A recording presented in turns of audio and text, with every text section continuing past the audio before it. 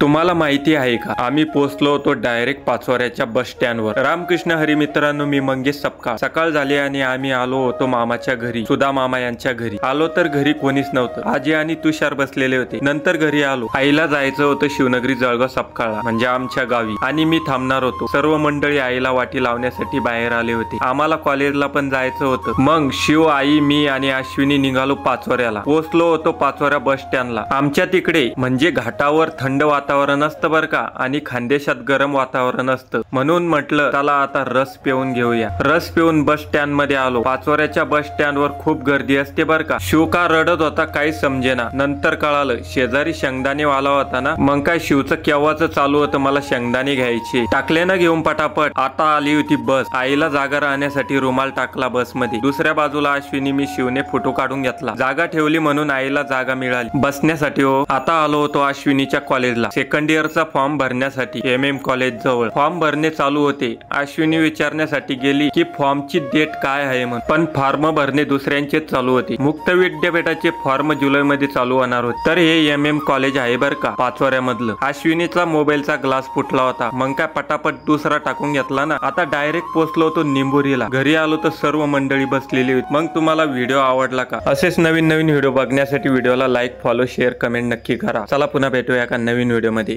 Ramakrishna Hari.